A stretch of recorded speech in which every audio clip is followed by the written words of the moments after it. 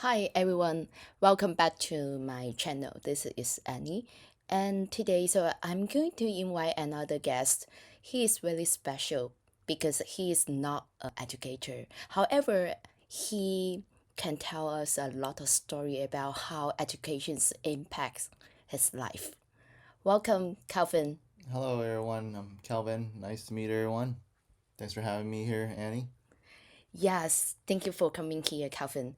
Can you share us and tell our audience about your education's experience? Yeah, so I went to Southern California. I went to the University of California system. I specifically went to University of California, San Diego in La Jolla, and I studied science there. Really cool. And I know that you raised in US and in California. So I want to know that do you have any specific way that's how do you feel your educations have prepared for you and then for your currently careers path?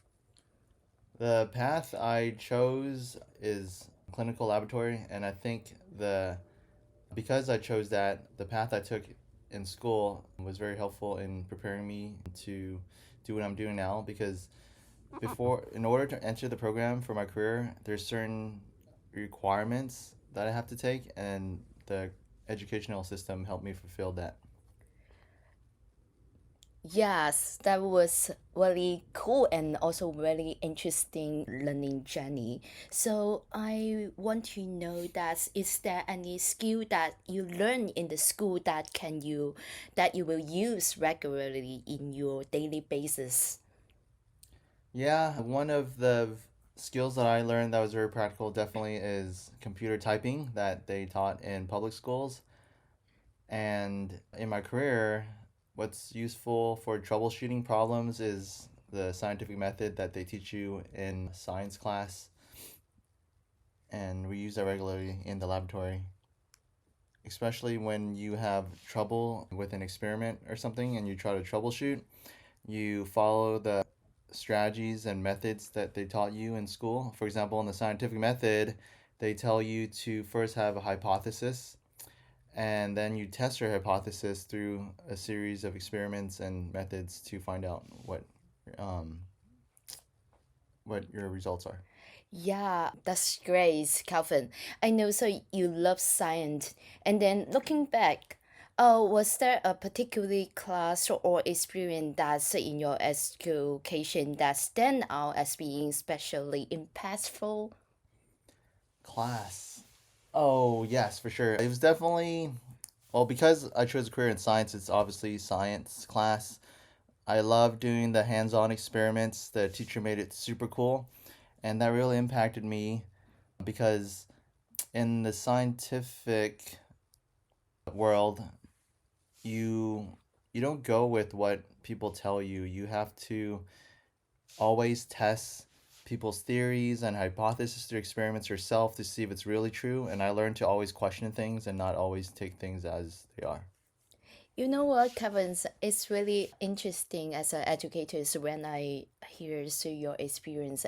You indicate that the hands-on activities make you feel like can inspire your curiosity and then so make you feel so interesting. Learning is such interesting, right?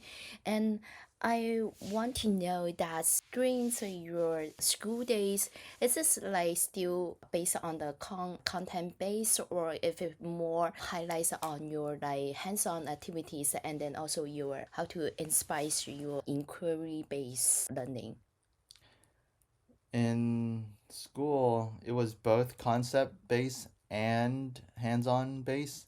Because, for example, in college, you would have to take the lectures first, which is all concept based. You learn all the theories and material through the textbook from lecture, but then you'll have a separate class, a lab course where you actually have everything hands on, applying all the concepts you learn from lecture, which is book and conceptually based.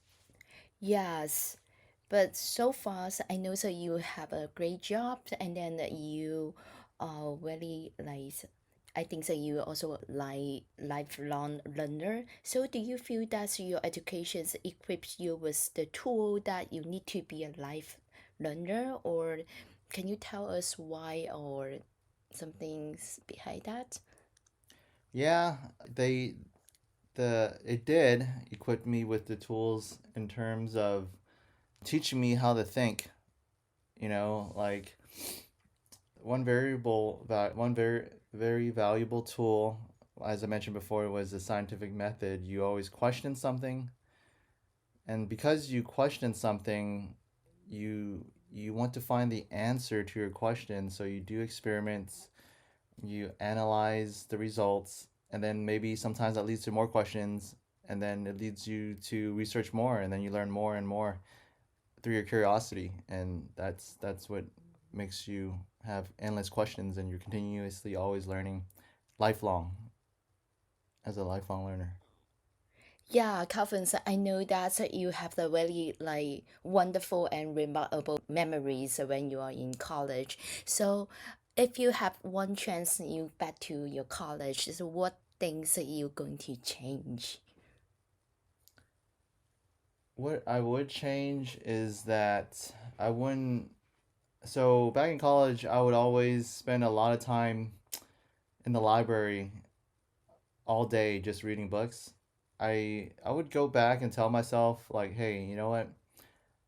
Books are great, but you should also go out and do some hands-on learning, learn through experience, join, like societies on campus, join some organizations, for example, join, some science or educational organization that was, available on campus so that you could learn not just through textbooks, but also learn through your experiences. And that would have been very helpful.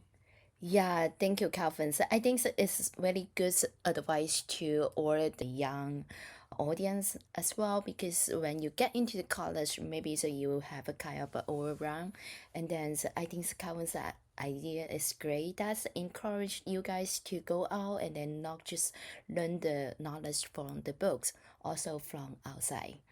So I also want to know that how do you think your educations compare that to your parents or other family member? Well, definitely, I have more opportunities than my parents did because my parents they're from another country and they're immigrants to America, and there's definitely wasn't a lot of opportunities open to them. They grew in a big family with a lot of siblings, so they had different responsibilities where they have to take care of other members, and there's some members in their family did who didn't even pursue school. And but for me, I'm very lucky to be born here. I was given financial aid. Was able to go to a good school and go through a public education system where it was free. Wow, that's wonderful. So, Calvin's like, how about your next generations? So, what kind of the expectation that you will give to the to your next generations?